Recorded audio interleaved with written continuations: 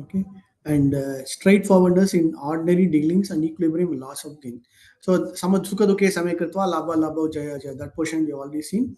And we have to be very straightforward. We have to be Prabhupada always says spade is a spade. Whatever I want to convey, I will be conveying. So irrespective of whatever be the situation, he will be ensuring the principles are not foregone. Like you have to ensure that everything is in the right way. So persons who are engaged in Krishna consciousness should never be disturbed by material gain or loss. So whatever comes and goes, it is all Krishna's this one, and ensure that we are always in our um, in the dealings.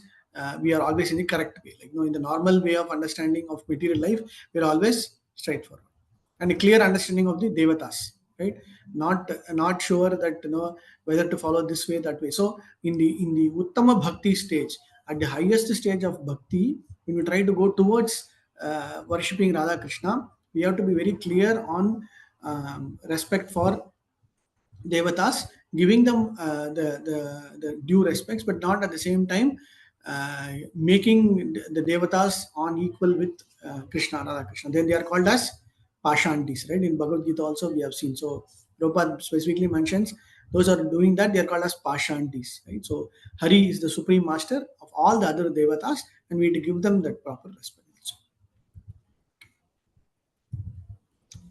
Yeah, not giving pain to any living entity, this also we have seen. So this is what we have seen in the last half an hour of last class, the top 10 in terms of what is anukulyam, what is favorable. Then let's get into the 8th chapter, which is pratikulyam, which is against, and we are not supposed to do. Okay, offenses to be avoided.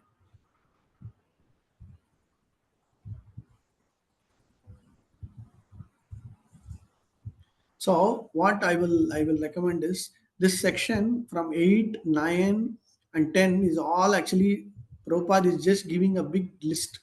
Okay. Further consideration of devotions also. Blaspheming against this one.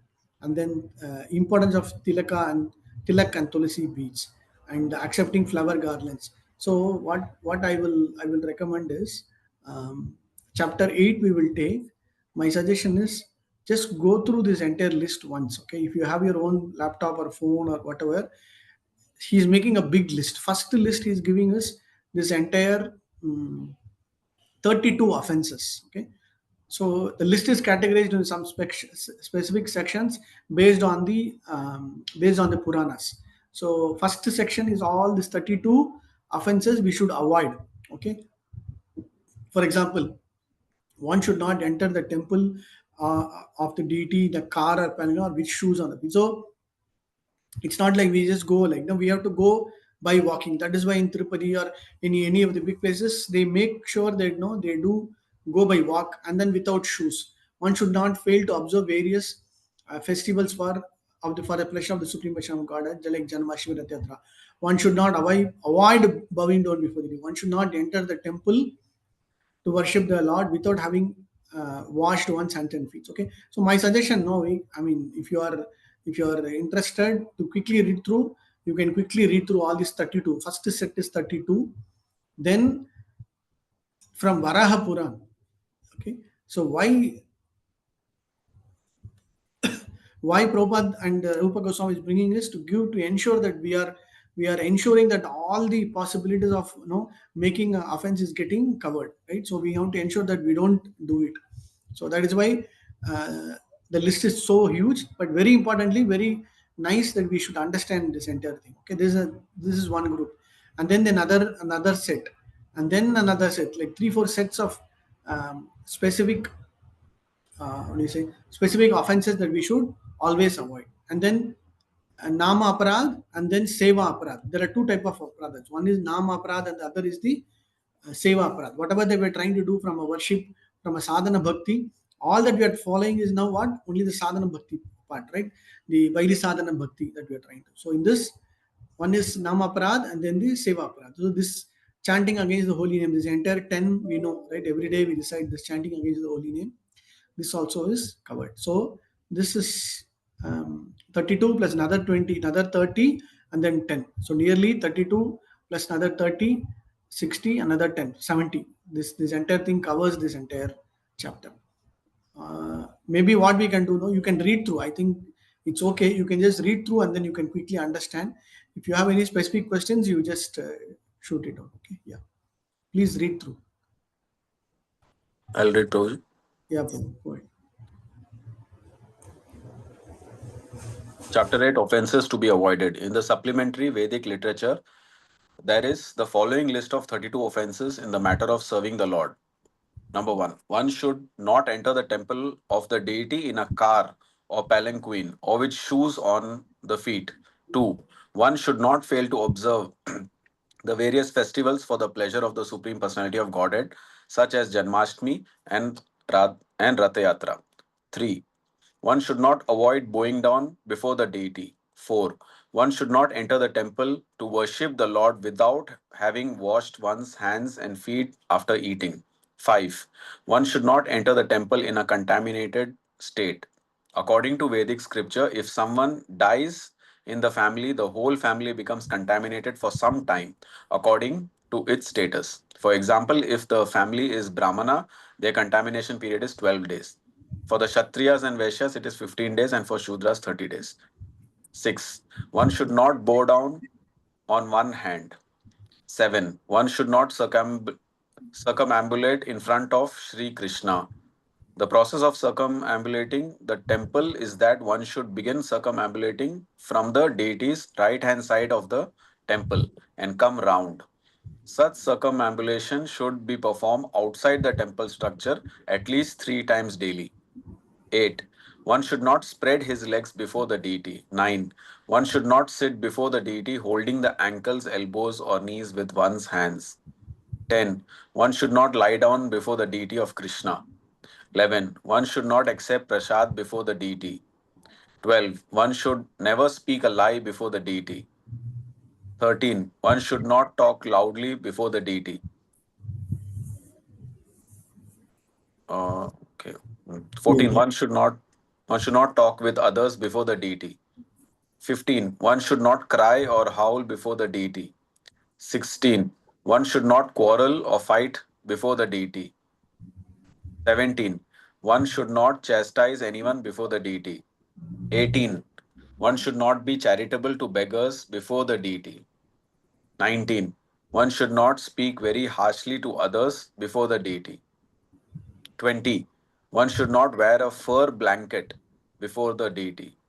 21. One should not eulogize or praise anyone else before the deity. 22. One should not speak any ill names before the deity. 23. One should not pass air before the deity. 24. One should not fail to worship the deity according to one's means. In Bhagavad Gita, it is stated that the Lord is satisfied if some devotees offer him even a leaf or a little water. This formula prescribed by the Lord is universally applicable even for the poorest man. But that does not mean that one who has sufficient means to worship the Lord very nicely should also adopt this method and try to satisfy the Lord simply by offering water and a leaf. If he has sufficient means, he should offer nice decorations, nice flowers, and nice foodstuffs and observe all ceremonies. It is not that one should try to satisfy the Supreme Lord with a little water and a leaf, and for himself spend all his money in sense gratification. 25. One should not eat anything that is not offered first to Krishna. 26. One should not fail to offer fresh fruit and grains to Krishna according to the season. 27. After food has been cooked, no one should be offered any foodstuff unless it is first offered to the deity.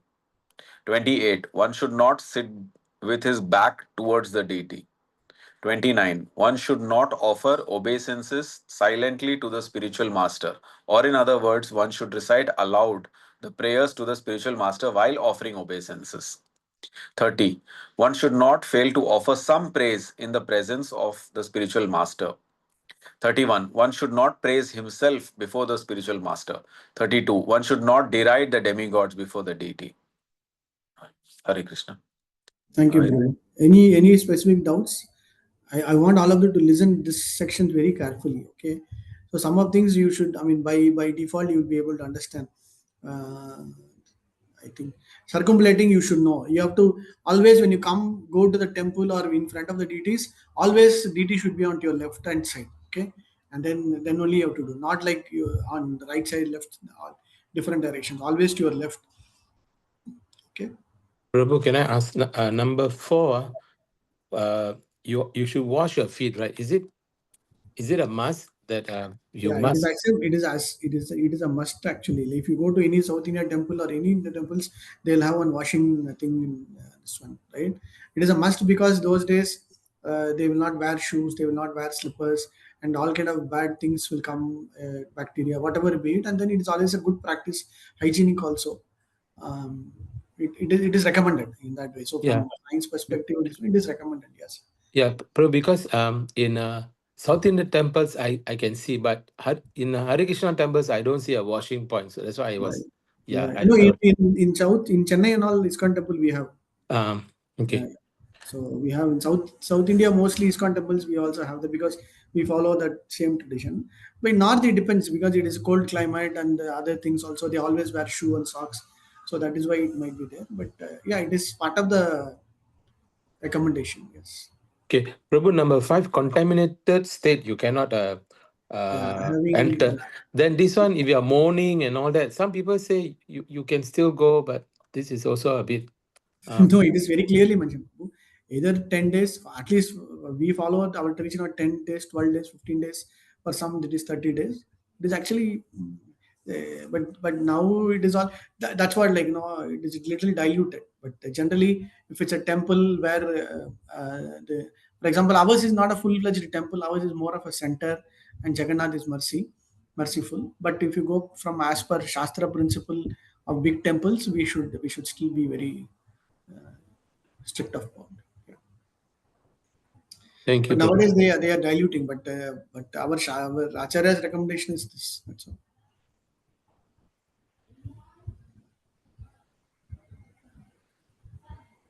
Then number 29, Prabhu. One should not offer obeisances silently to spiritual master, but recite the We aloud have to prayers. pray, How and do you? generally when we go and meet our person manager, please accept my humble senses, and we tell our Guru Pranam mantra. When you go and take initiation also, first thing is Namo Vishwadaya Krishna Prasthaya Bhutle Shimate, that Guru Maharaj name, and then Prabhupada name, and then the 4 offenses, whatever we do, right? Same way when we pray, when we meet, we have to actually convey, we should tell our Guru Pranam mantra, and then we have to say Hare Krishna mantra and then pray. That is how it's initial first, like like like when you meet them, Okay. first thing you have to. Okay, thank you. We always say, no, please accept my humble obeisances, dear Maharaj. All glories to Srila Prabhupada, all glories to your son. We have to convey. Hare Krishna Prabhu, 18, one should not charitable to beggars before the deity. Yeah. See that in front of temples, in front of deities, we have to be very, like, no, this is all kind of show off for this one. So in front of deities, we don't do anything, but we should be charitable, but out of the temple. Oh, Premises. okay. So one should not speak harshly, one should not do this, one should not scold, one should not praise others. All these things are all specifically. That is why, see, this is very specifically mentioned here, DT. In the next section, they'll specifically mention what you should do in within the temple premises, what you do. So even in house also, if you are following DT worship, you have Gauranitai, you have Radha Krishna, you have Jagannath Baldev Subhadrama. All these things should be followed. Okay. So now all the mothers will say very tough. We have DTs in the hall, and I have to scold my children. I have to scold my husband. I have to scold my wife. All these things. How is it possible? Yes, that is how it is. Okay. Okay. Prabhuji, so all were relating to like deity, and then at the last we found spiritual master. So that's okay for those. We have to follow as per Yeah. that then, basically. Correct. Correct. Okay, See, Prabhuji. it is just a collection. There's no what do you say, pattern in it. You just first said. You'll see some more like in the next sections also. So one should not boast himself. Oh, Prabhu Maharaj, I did this, I did like that. So all those things are, this one. And we should not deride demigods. We should not talk ill about any of the other devatas also. Yeah. And then offering also, like, we can eat opulently, but during Ekadashi, we know what we give to Jagannath. So Patram Pushpam Phalam Toyam Prabhupada is also making it very clear. One should not fight, one should not show our leg. All those things are also 3 times a day. Circumambulation also very clear. And then, correct. Okay. Yeah, bowing down with one hand. Many of them we will have one chanting back and say only left hand will go down, and then Dadvat, and then Ashtang. For Mataji is Panchangam, five, and then for Danda, for men it is Ashtangam, like full obeisance. Dandavat. Okay, continue. Next para. Can I read, Prabhu? Yeah, please, Prabhu. From Varaha Purana. Yeah. This besides these, there are a number of offenses which are mentioned in Varaha Purana. They are as follows. Number 1, one should not touch the deity in the dark room. Number 2, one should not fail to strictly follow the rules and regulations worshipping the deity. Number 3, one should not enter the temple of the deity without first making some sound. Number 4, one should not offer any foodstuff to the deity which has been seen by dogs or other lower animals. Number 5, one should not break silence while worshipping. Number 6, one should not pass urine or evacuate while engaging in worshipping. Number 7, one should not offer incense without offering some flower. Number 8, useless flowers without any fragrance should not be offered. Number 9, one should not fail to wash his teeth very carefully every day. Number 10, one should not enter the temple directly after sexual intercourse. Number 11, one should not touch a woman during her menstrual period. Number 12, one should not enter the temple after touching a dead body. Number 13, one should not enter the temple wearing garments of red or blue color or garments that are unwashed. Number 14, one should not enter the temple after seeing a dead body. Number 15, one should not pass air within the temple.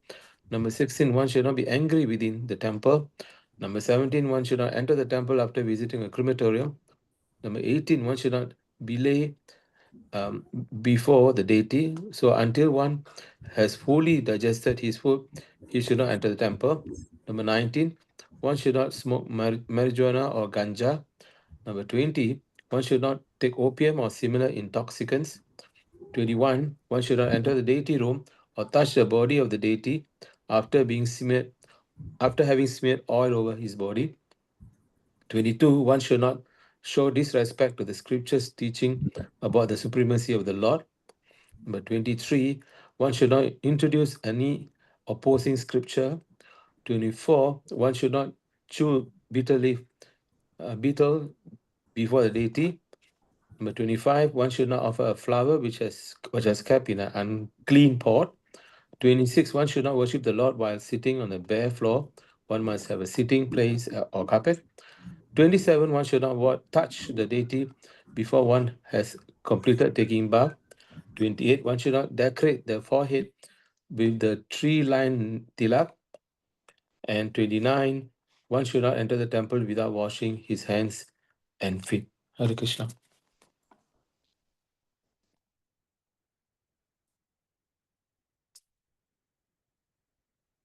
Prabhu, these are the 29. Yeah. Okay, I think this is also very clear. So very important. So 32, 29 over. We continue. I mean, I think we can continue. Clear, right? This 20, yeah, this 20, someone else can take this. All 29 easily understood, right? So very clear. You should know. You should not, because these things are all kind of little. One should not break silence while worshipping, which means when worshipping you should not shout, you should not talk unnecessarily while worshipping. Is that is why when we do yajna, when we do homam, when we do any this one, we just follow what is specifically, no unnecessary talking, no this one. And then when we enter, when we do, we have to put make some clapping sound or little bell sound, and then only enter into the. Okay, continue next.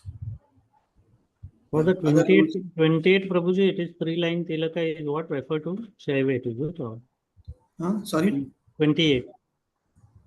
No. One should not decorate his forehead with a 3-lined tilaka. Yeah. Okay.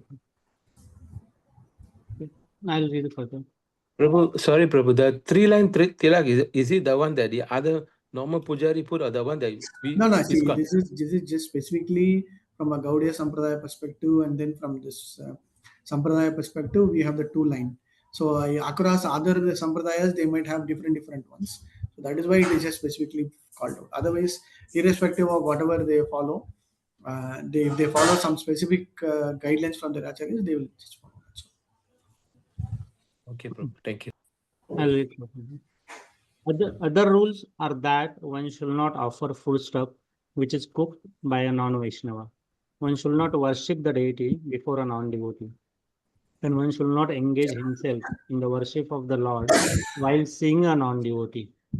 One should not worship the deity without first worshipping a demigod, Ganapati, who drives away all impediments in the execution of devotional service.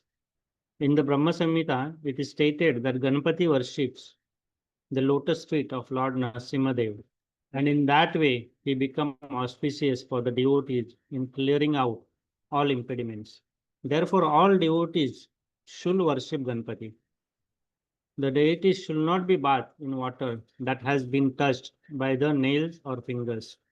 When a devotee pursuing, he should not engage himself in worshipping the deity. Similarly, there are many other prohibitions. For example, one should not cross or step over the flowers offered to the deities, nor should one take a vow in the name of God. These are all different kind of offenses in the matter of executing devotional service, and one should be careful to avoid them. In the Padma Purana, it is stated that even a person whose life is completely sinful will be completely protected by the Lord if he simply surrender unto him. So it is accepted that one who surrenders unto the Supreme Personality of Godhead becomes free from all sinful reactions. And even when a person becomes an offender unto the Supreme Personality of God Himself, he can still be delivered simply by taking shelter of the holy name of the Lord. Hare Krishna, Krishna Krishna, Hare Hare, Hare Rama, Rama Rama, Hare Hare. In other words, the chanting of the Hare Krishna is beneficial for eradicating all sins. But if one becomes an offender to the holy names of the Lord, then he has no chance of being delivered. The offenses against chanting of the holy names are as follows. 1. To blaspheme the devotees who have dedicated their lives for propagating the holy names of the Lord. 2.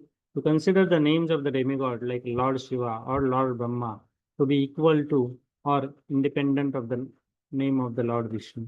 Sometimes the aesthetic class of men take it that any demigod is as good as the Supreme Personality of Godhead Vishnu. But one who is devotee knows that no demigod, however great he may be, is independently as good as the Supreme Personality of Godhead. Therefore, if someone thinks that he can chant Kali Kali or Durga Durga, it is the same as Hare Krishna, that is the greatest offense. 3. To disobey the orders of spiritual master. 4.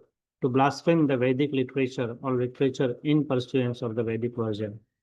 5th, to consider the glories of chanting Hare Krishna to be imagination. 6th, to give some interpretation to the holy name of the Lord. 7th, to commit sinful activities on the strength of the holy name of the Lord. It should not be taken that because by chanting the holy name of the Lord, one can be free.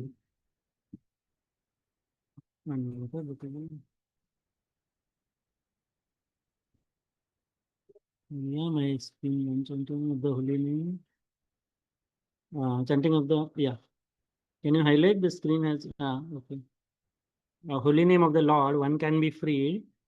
One can be free from all kind of sinful reaction. One may continue to act sinfully and after that chant Hare Krishna to neutralize his sins. Such a dangerous mentality is very offensive and should be avoided.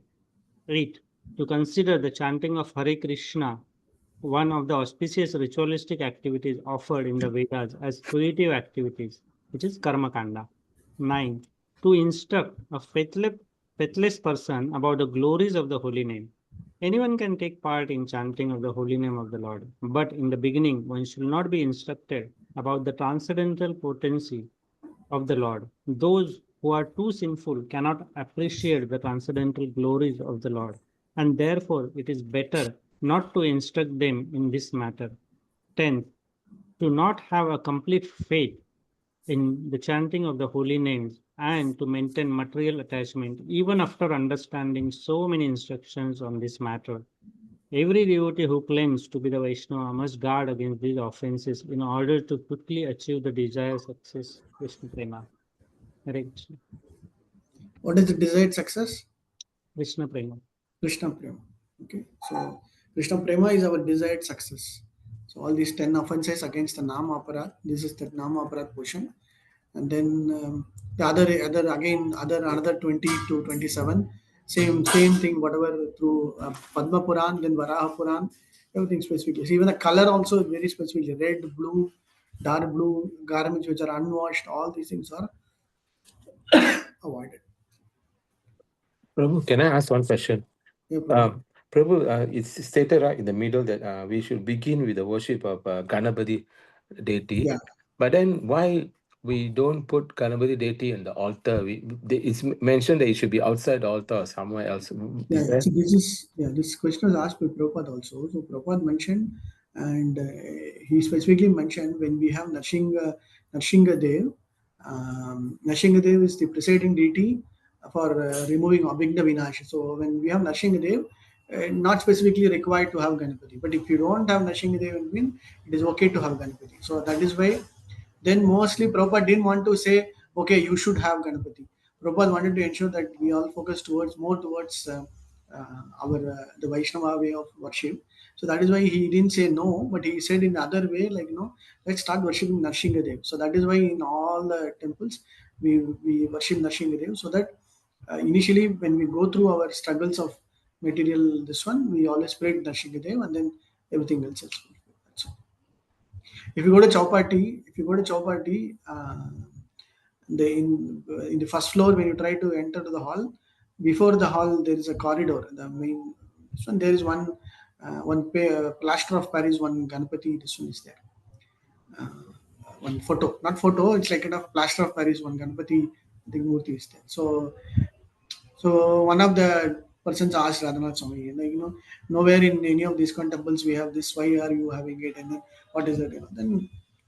Then Maharaj said this entire building was donated by somebody, and then when he was donating the entire building, he specifically mentioned this Ganapati is there, very fortunate for us. So can he be there like that? So Maharaj said yes, of course, no issues, let him be there. So that is how.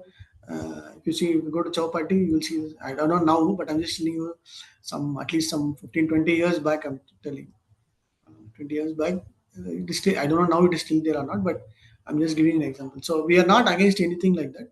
But if it is there, then we don't do anything. We let it be there. But not specifically from a worshipping perspective. So that is why Prabhupada recommended Narshingadev. Okay. Thank you. Hare Krishna.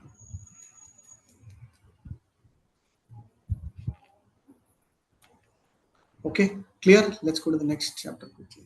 So this is chapter 7 is all about what we should do. Chapter 8 is all the offenses we should we must avoid, so that we will get the desired success of Krishna Prema. Hare Krishna Prabhuji, if unknowingly any mistakes happen or any aparadh happen, what should we do? We pray, Mataji, we pray that we enter whatever vikayana vacha manasa indriyaiva buddhyatmanava prakriyat subhavat karomi yajat sakalam prasme narayana idam. So kaya na vacha, kaya, either to the body or to the voice or to the manasa vacha, by speaking or by thinking.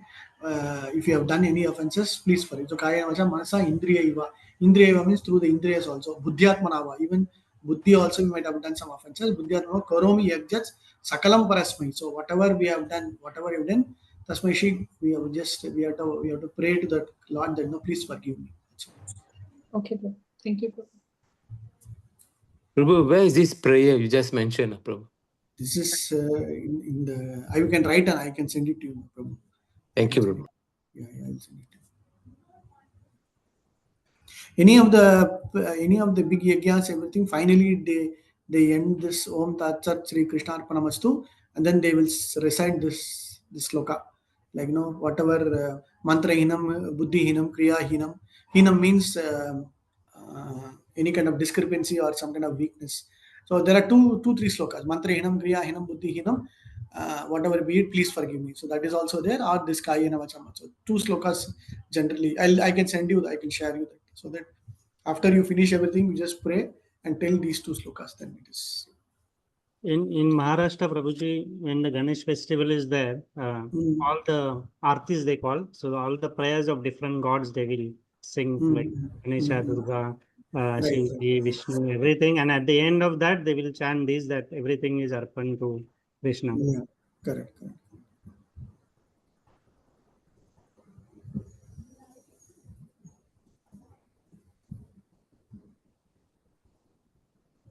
Okay, let's quickly go. Band gateway. What happened? Yeah, even I tried Prabhuji, it's not coming. I don't know, something wrong with Veda base, I think so. No.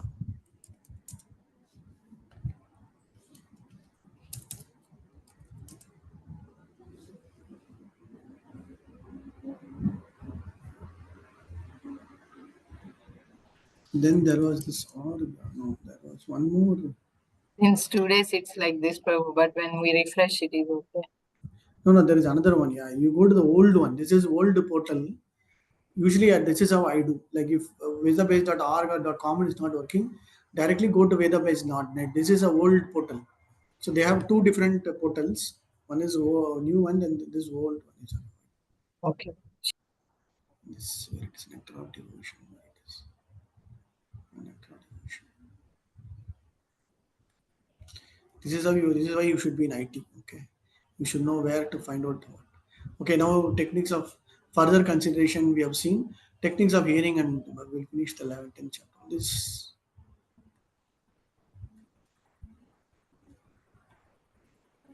See, he'll talk about meditation. He'll talk about remembrance. Then he'll talk about chanting, specifically focusing on this. This is a quick chapter we can read. Yeah, please read this chapter. Techniques of remembering. So, importance of remembering and hearing is also mentioned. Okay, yeah, please read. You're able to see? Prabhu, 9th chapter we have done. It's chapter 10, Prabhu, right? Yeah. I'm sorry. We'll finish chapter 9 also, correct. We'll finish chapter 9. Okay. Chapter 8 we have finished. We'll finish chapter 9 today. Yeah. Please read.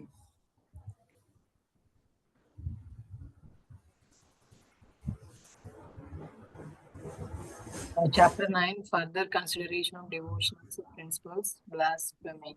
One should not tolerate blasphemy of the Lord or his devotees.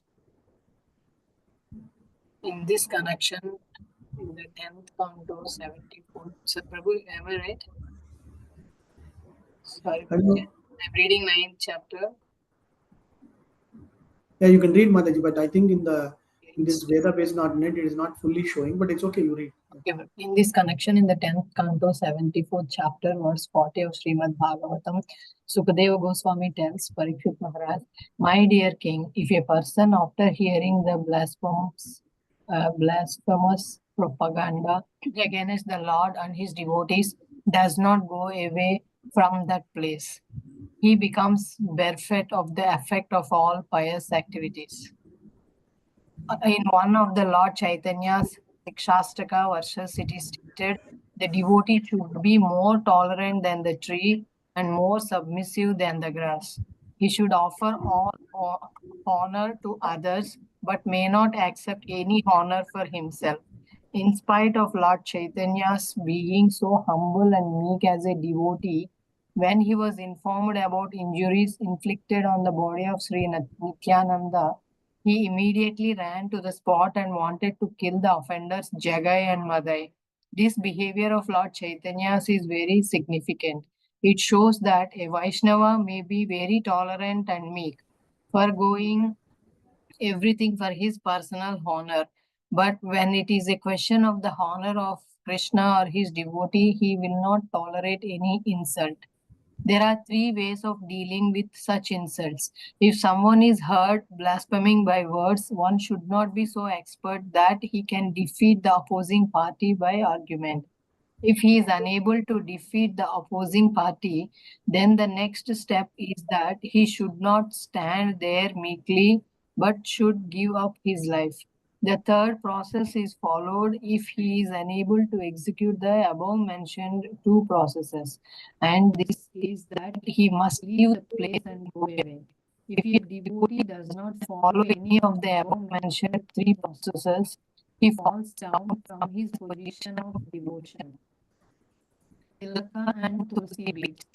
In the Padma Purana, there is a statement describing how a Vaishnava should decorate his body with tilaka and beads. Mataji, your voice is breaking, or whether my net connection is bad. Let me. I think it's breaking, Prabhuji. Is it breaking, Prabhuji? Yeah, I Mataji. don't know whether my network connection is bad or others also are hearing the same. I think Bhona Mataji's network got some issue, I think. Because your voice is very clear, Prabhu. Okay. That's okay. Somebody else also can read. So first section is about blaspheming. Blasphemy. Like we should not hear anything bad. If something is there, we should either quickly move away or try to argue or just get yourself. So it is better to move away from that place is what is important. Okay. Yeah. Importance of having tilak and tulasi beads. Please read that section. Anybody else? Hare Krishna, Prabhu, I will read. Yeah. Mataji. In the Padma Purana, there is a statement describing how a Vaishnava should decorate his body with tilaka and beads. Person who put tulasi beads on the neck, who mark 12 places of their bodies as a Vishnu temples with the Vishnu symbolic representation, the 4 items held in the 4 hands of Lord Vishnu, conch, mace, disc, and the lotus, and who have Vishnu tilaka on their foreheads, are to be understood as the devotees of the Lord Vishnu in this world. Their presence makes the world purified, and anywhere they remain, they make that place as good as Vaikuntha. A similar statement is in the Skanda Purana, which says, persons who are decorated with the tilaka or gopi chandana, a kind of clay resembling fuller earth that is produced in the certain quarters of the Vrindavana, and who mark their bodies all over with the holy name of the Lord, and on those on whose neck and the breast there are tulasi beads, are never approached by the Yamadutas. The Yamadutas are the constables of the King Yama, the Lord of the Dead, who punishes all sinful men. Vaishnavas are never called for by such a constable of the Yamaraja. In the Srimad Bhagavatam, the narration of the Ajamila deliverance, it is said that Yamaraja gave clear instructions to his assistant not to approach the Vaishnavas. Vaishnavas are beyond the jurisdiction of the Yamaraja's activity. The Padma Purana also mentioned a person whose body is decorated with the pulp of sandalwood, with the paintings of holy name of the Lord, is delivered from all sinful reactions, and after his death, he goes directly to the Krishna Loka to live in association with the Supreme Personality of Godhead. Accepting the flower garlands. Maybe somebody else The could next- read, Mataji. Yeah. So this is again very clear, no? Tilaka and tulasi beads very clear. I remember Jayapad Maharaj will say, even if you're not able to put tilak some due to office considerations or whatever, you are supposed to put watermark tilak also. So one time, no, when Maharaj was there in some location, he was mentioning, this person is not a devotee anymore. He is, even though he's initiated, he's not putting tilak. That person said, no, Maharaj, I am not able to put, Then Maharaj said, no, don't try to cheat. Even if you're not putting actual tilak, you're supposed to put watermark tilak. Let's say go to school or somewhere where you're not allowed to have tilak. At least with water, you are supposed to put the tilak. Okay. If some of the Matajis, you feel little shy, unable to put the tilak when you go to office or location, is always recommended you put watermark. Water tilak means just take water, you do the Achaman, you say Keshava Narayana Madhava Govinda Masuna Trikrama Vamana Shridhara Jikesha, that all specific body this one, and then just put the tilak with your water and then go. Okay. And one day Maharaj, he somehow he found out. That is Maharaj. He told, "Hey, this guy is not at all putting tilak." So, so sannyasis and great acharyas will know just by seeing us whether we are regularly putting our tilaks. And tulsi bead also, 3 rounds, 2 rounds, 1 round, and all very very important. For normal, 1 round is recommended. For others, 2 rounds. If you are initiated, minimum 3 rounds should be there. Okay, and don't get into any kind of fashionable tulsi this and all. Like, there is all more from this one only. Normal, simple tulsi beads is what's recommended. Okay. Okay. Next. Hare Accept. Krishna. Mataji.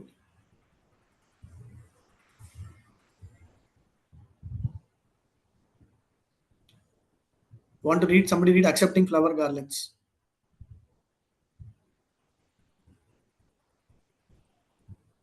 The next instruction is that one should put on garlands that are offered to the deity. In this connection, in this connection, in the 11th canto, 6th chapter, verse 46 of Srimad Bhagavatam, Uddhava says to Krishna, "My dear Krishna, I have taken things that you have used and enjoyed, such as garlands of flowers, scented oils, garments, and ornaments, and I eat only the remnants of your foodstuff, because I am your menial servant. So, therefore, I am sure that I shall not be attacked by the spell of the material energy." The purport of this verse is that for any person who simply follow these rules and regulations of decorating the body with the marks of tilak made from gopi chandana or sandalwood pulp, and who puts on the garlands that were offered to Krishna, there is no question of being conquered by the spell of the material energy. At the time of death, there is no question of such persons being called by the constables of Yamaraja. Even if one does not accept all the Vaishnava principles but still takes the remnants of foodstuff offered to Krishna or Krishna Prasada, he will gradually become qualified to rise to the platform of a Vaishnava. Similarly, in the Skanda Purana, Lord Brahma tells Narada, "My dear Narada, anyone who puts on his neck the flower garland which was formerly used by Krishna becomes relieved from all disease and reactions to sinful activities, and gradually he is liberated from the contamination of matter." Hare Krishna. Prabhuji, in this case, like, I mean, I was told that the deity dresses, right? What, like Radha Madhav, or that cannot be used by the people. Is that right? Like, for example, if the Radha Mata dress, Gopi dress, so can we wear that to children or no?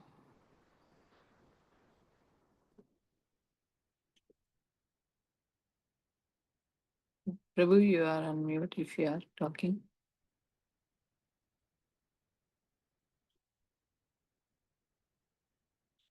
Prabhuji, Hare Krishna, can you hear?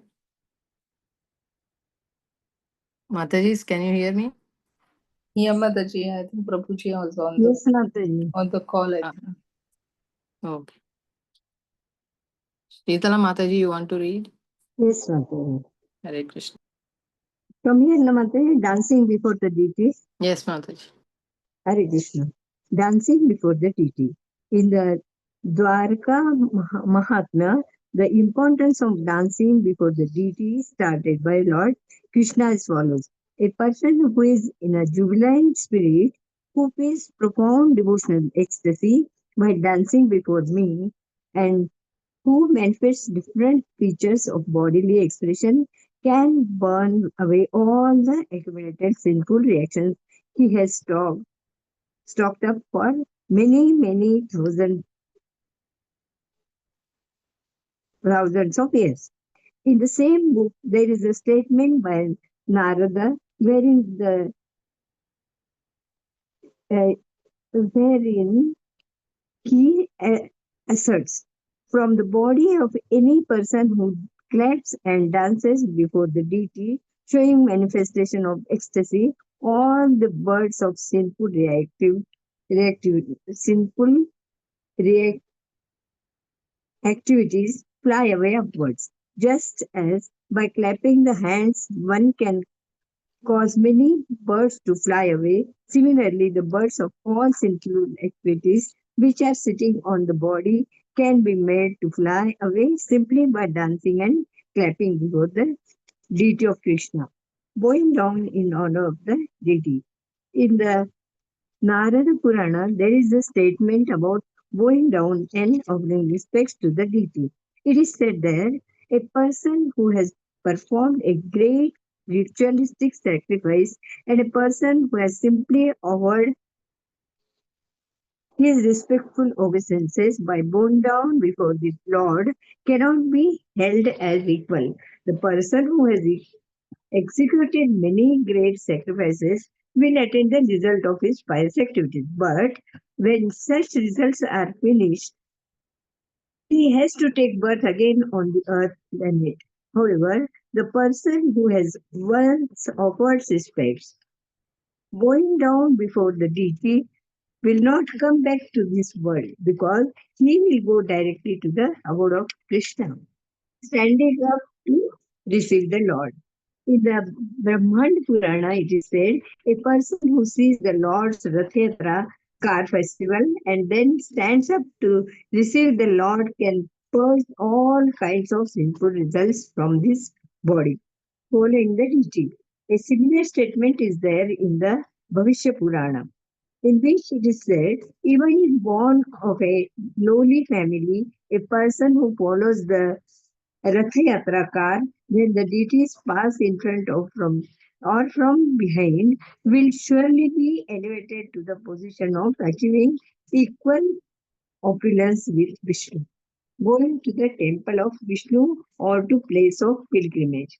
It is stated in the Puranas, persons who attempt to visit the holy places of pilgrimage like Vrindavan, Mathura or Dwarka are actually places of pilgrimage like Vrindavana. Mathura or Dwarka are actually glorified. By such traveling activities, they can pass over the desert of material existence. Hare Krishna Mataji.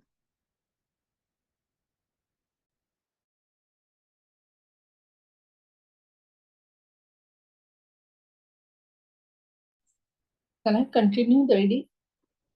Shall I continue, Mataji? Going to the temple of Vishnu or places pilgrimage. It is said in Puranas, it is done Namatari. In the Hari Bhakti Shuddhodaya, there is a statement about the benefit of visiting the temples of Lord Krishna. As we have explained previously, in Vrindavana, Mathura and Dwarka, the system is that all the devotees take advantage of visiting various temples situated in these or in those holy places. It is stated in the Hari Bhakti Shuddhodaya, persons who are impelled by pure devotional service in Krishna consciousness and who therefore go to see the deities of Vishnu in the temple will surely get relief from entering again into the prison house of a mother's womb. The conditioned soul forgets the trouble of living within the mother's womb during birth, but it is a very painful and terrible experience. In order to make an escape from this material condition, one is advised to visit a temple of Vishnu with devotional consciousness. Then one can very easily get out of the miserable condition of material birth. Circumambulating the temple of Vishnu. It is said in the Hari Bhakti Shuddhodaya, a person who is circumambulating the deity of Vishnu can counteract the circumambulation of repeated birth and death in this material world. The conditioned soul is circumambulating through repeated birth and deaths on account of his material existence, and this can be counteracted simply by circumambulating the deity in the temple. The Chaturmasya ceremony is observed during the 4 months of the rainy season in India, approximately July, August, September, and October. Beginning from Shravana, during these 4 months, saintly persons who are accustomed to travel from one place to another to propagate Krishna consciousness remain at one place, usually a holy place of pilgrimage. During these times, these are certain special rules and regulations which are strictly followed. It is stated in the Skanda Purana that during this period, if someone circumambulates the temple of Vishnu at least 4 times, it is understood that he has traveled all over the universe. By such circumambulation, one is understood to have seen all the holy places where the Ganges water is flowing. And by following the regulative principles of Chaturmasya, one can very quickly be raised to the platform of devotional service. Archana. Archana means worship of the deity in the temple. By executing this process, one confirms himself to be not the body but spirit soul.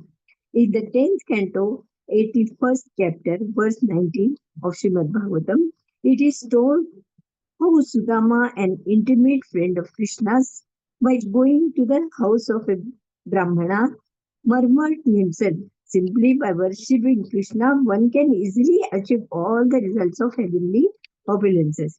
Liberation, supremacy over the planetary system of the universe, all the opulences of this material world, and the mystic power of performing the yoga system. The events leading to Sudama's murmuring the statement are as follows. Sri Krishna has ordered his friend Sudama to go to a Brahmana's house and ask for some food. The Brahmanas were performing a great sacrifice, and Sri Krishna told Sudama to plead with them that he and Balrama were feeling hungry and needed some food. When Sudama went there, the Brahmanas refused to offer anything. But the wives of the Brahmanas, upon hearing that Sri Krishna wanted some foodstuffs, immediately took many palatable dishes and went to offer them to Sri Krishna.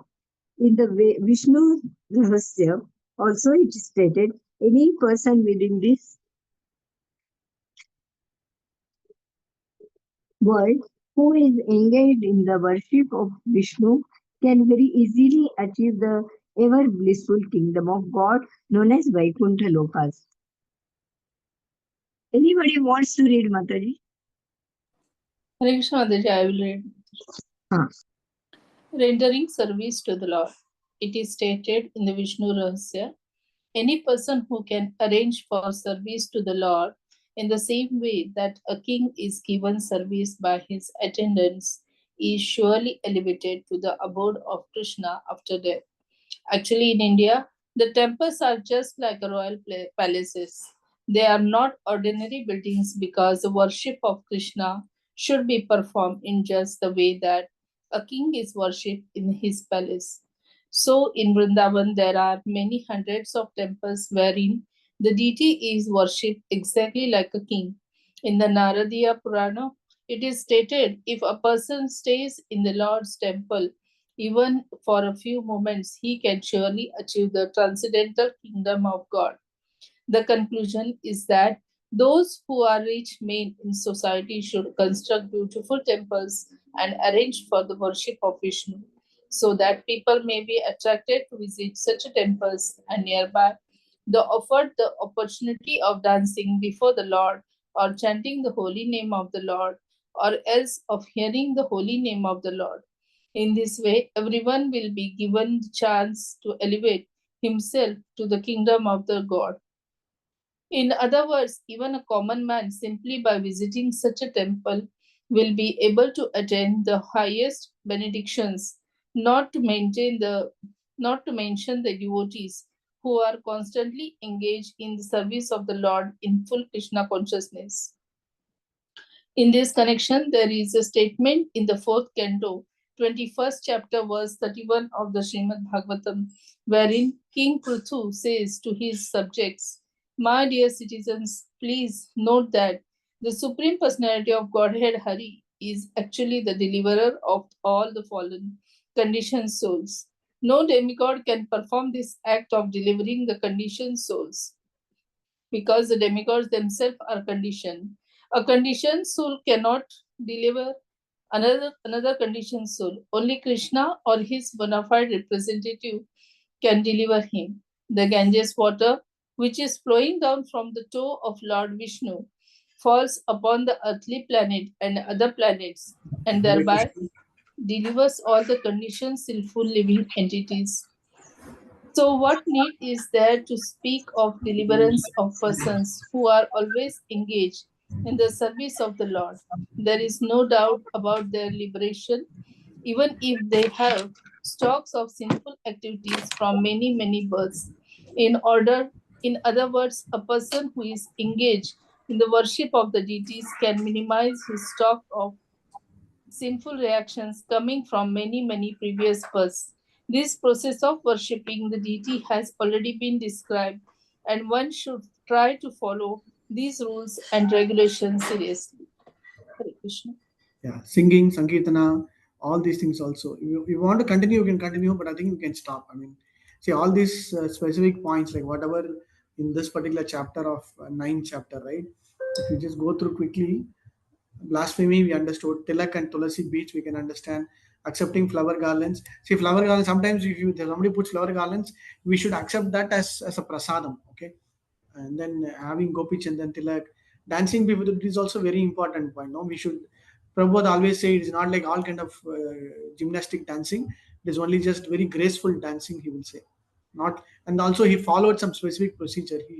You cannot dance in our own way. Okay, some gracefully we should dance. Men should be separate. Mataji should be separate. Like that and all mentioning. Bowing before deities we can understand. Standing, following the deities, going to temple. So all these things are all like kind of in a way where specifically focusing on what is that Vaishnava Sadachar that will help us to grow in our point. Okay, circumambulating the temple of Vishnu. Okay, and then yeah, Prabhu. Prabhuji, question regarding the dresses, like for Radha Madhav, we decorate them, right? So that kind of dress can we wear to the children, like gopi dress and all? Children okay.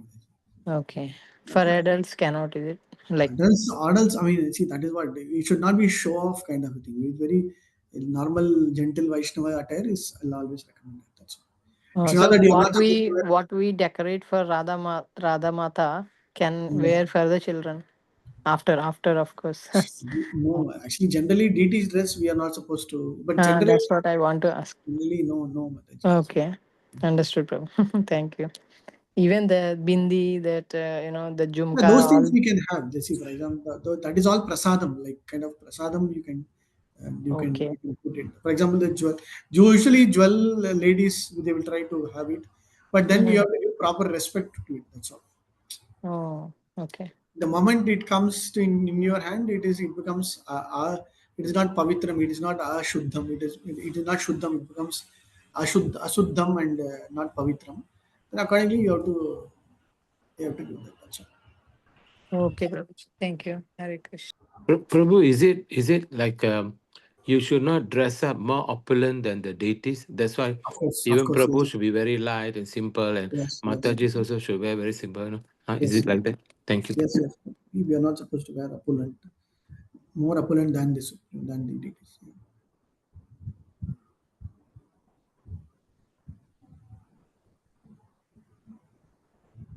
Circumambulating the Vishnu temple also very specific.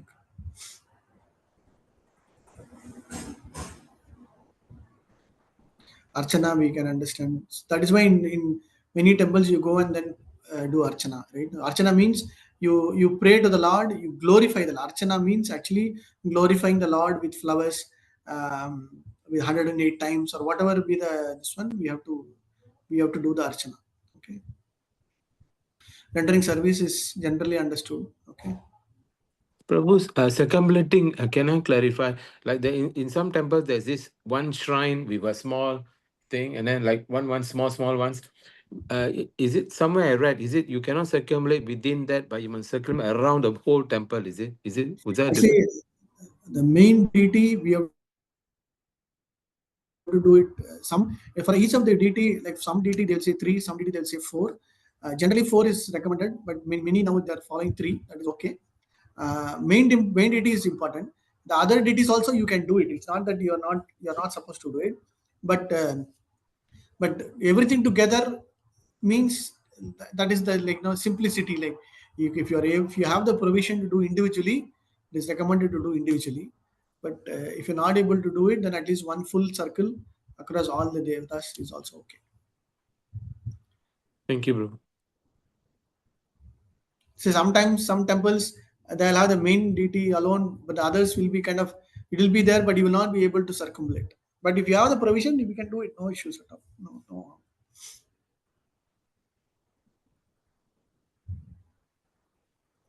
Rendering service is okay. This also we can understand.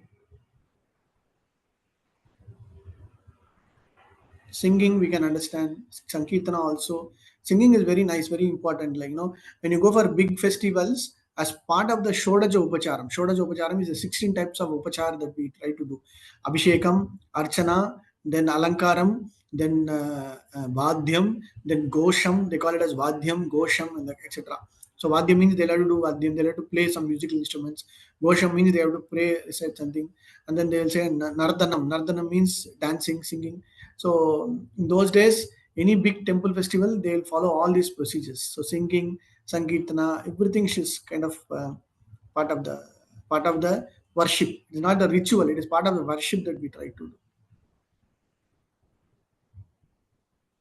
Very nice one. A sinful man can perform many sinful activities, but is unable to perform so many that cannot be wiped by one single Krishna mantra. Okay, so very importantly, we have to performing Sankirtana, performing loud chanting of his Nam, Roop, and Guna. Okay, that is also mentioned.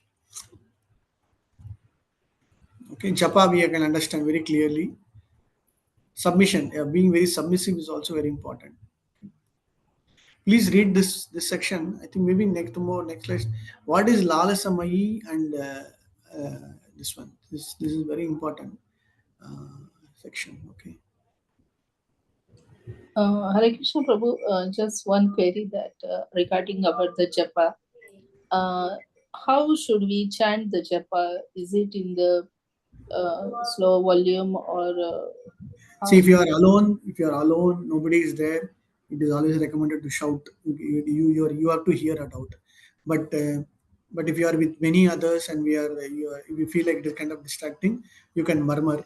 But if you are in a very public situation where you're not able to shout and all, you can just by mental and then by just murmuring a slow, soft voice you can do. Whichever way is absolutely fine. There's no hard and fast rule. However, most importantly, whatever you try to do in terms of either loud or this one, you should be able to hear and then you should be able to have that focus on that part. That's all. Okay.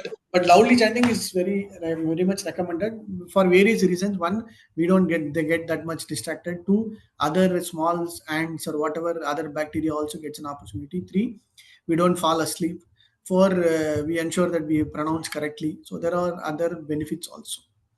When you start murmuring, it will go into different mellow, different tune, different tempo, different speed and all. But loudly chanting will help, but not too loudly that it will focus only on the louding or the shouting part. Too loud is nothing but shouting, right? So that is where we need to be. Prabhu, one clarification. I've seen many times, and even loudly, then some devotees are chanting very fast, hardly can hear what they are pronouncing, and they always do that. Don't know whether we can correct it or, but it's very fast, Prabhu. Huh? We cannot correct them, Prabhu, and we are not. Let's let them do but their. It's really very, sorry to say, very irritating, because they will come very near you and they'll say Hare Krishna, Hare Krishna, Ram, Ram, Ram, Ram, and they will do maybe even one japa, like one round, like that. And it is a tolerance. It is a patience time testing period. That's all. You have to just pray and then you have to be. That's okay. I mean, see the way that is what when we try to go and correct, we will not. We will get into something else. Better we will just try to. If they are like new and if they are very receptive, if you are submissive, and then if you can, then it's okay. Otherwise, just be tolerant. So that's all. But rightfully, Prabhu, it should be pronounced and should be heard in the ears, in that manner. Yeah. Thank you, Prabhu. Another thing is, Prabhu, that most of the times it happens that while chanting, the mind goes to some other place. So Many how times. to bring it up? Many times. So it is by default it will go. At least you should know that it is going. Okay. So to some point of the time, if you try to keep going, at least if you are able to pull it back, then that is more than sufficient. Okay.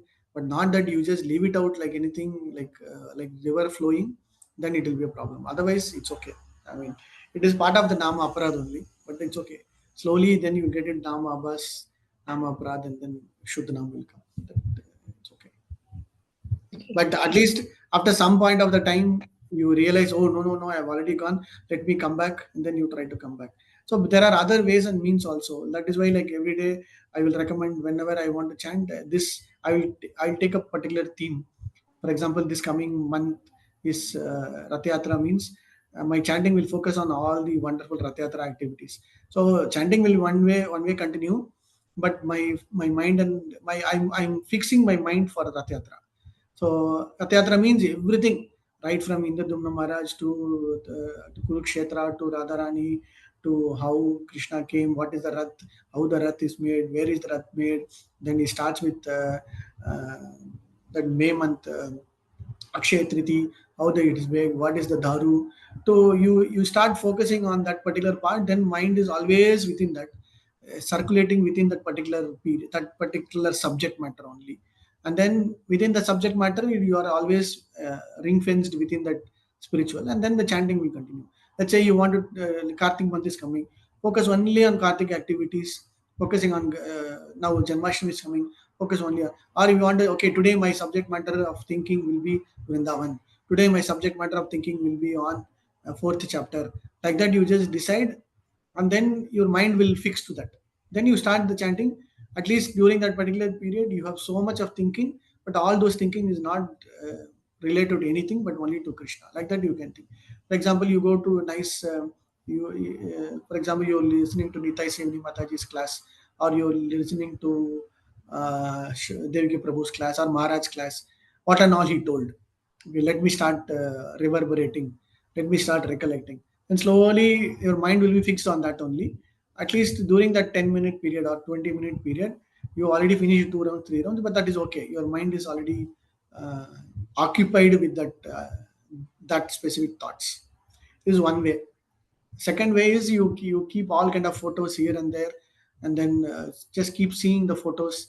Just by seeing the photos, you go deep dive into those photos, and then your mind is focused on that, so that then it won't ever. Third one is you put Prabhupada's Dhun or Prabhupada's mission, and then Prabhupada will continue chanting. You also chant, so that you'll have that little factor that okay, Prabhupada is also there, I'm also chanting, like that. So there are various ways. My way of doing is only this way. So initially, in those my initial periods, I will fix up, okay, today this, I will write one diary, I will put up one, like, okay, yesterday was this, today I will, like that I kept. But then it made me a lot of realization that I was able to go very deep dive into each of the subject matter. For example, one day I will think, this next 3 months Krishna book. Okay, if I'll just go to the book and see, okay, today's chapter is about killing Dhenukasara. That's all. Then when I start chanting, I will go, my mind will start, I know the story, but how it will happen, what will happen, all those things will continue. And then my chanting also will continue. So those are all the ways and means. Thank you, Prabhu. Another way, Prabhu, as we was one thing which was useful was to go for a chappa walk, and you never get distracted, right, Prabhu?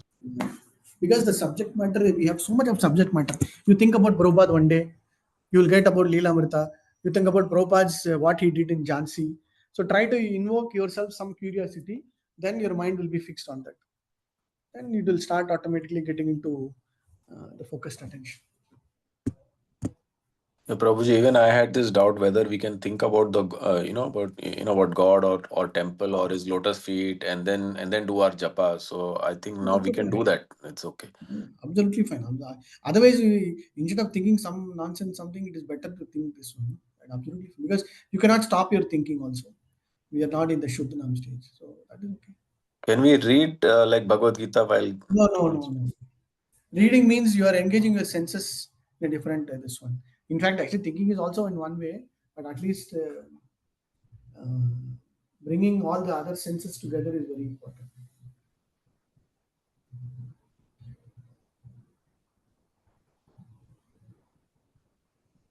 Prabhu, deity worship classes are more on nectar of devotion, is it? Yeah. This nectar of devotion has got everything, Mataji. Whatever we saw in the previous chapter is all about deity worship portion. Then little bit on all these specific further details. Then something on Nama Aparad also. So it will cover everything together, not only deity worship portion. Okay, Prabhu. Okay. Next class we will talk about this Lalasamai, very important one. Okay. This portion we will see. This Lalasamai stage of submission comes in the state of perfect liberation, which is called Swarupa Siddhi portion. This we will discuss little later. Okay, I think we can stop. So this chapter we will finish submission. Waltons is there. Please read through reciting notable prayers. Yeah, whenever you are there, you please recite some nice prayers, Bhagavatam prayers, all the Skanda Puran prayers, whatever Bhagavad Gita. Even if you are able to read through 2 chapters, 3 chapters, so you just read through the chapters. That is also okay. See, when you come to temple, you don't have anything else to do. Just to open your phone and read through the chapter. That's all. Partaking of prasadam, this everybody will do. No issues. Drinking Charnamrita is also very important. Taking Charnamrita is very important because it will cleanse, it will clean all our bad things, and then we get an opportunity to go back to God. Okay. So we'll become. This is a very important question also. Exam point of view. So somebody having coming and taking Charnamrita, he gets an eligibility to go to Supreme Lord's kingdom. Okay. Smelling the incense of flowers, this also most of them will know.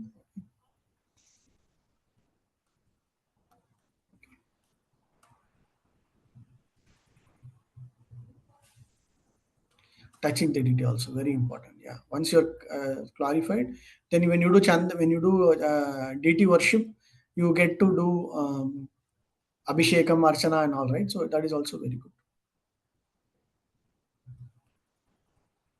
Okay. Seeing the deity itself is big thing. Okay.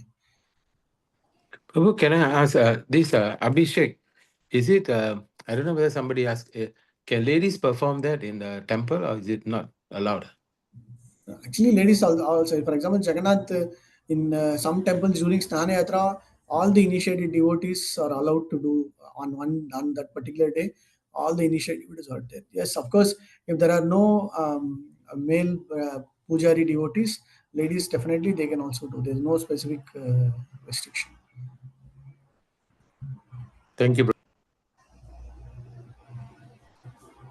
For example, in Prabhupada time, there were temples where they didn't have any specific dedicated brahmachari, and all Matajis were doing the pujari worship. That includes Abhishekam also.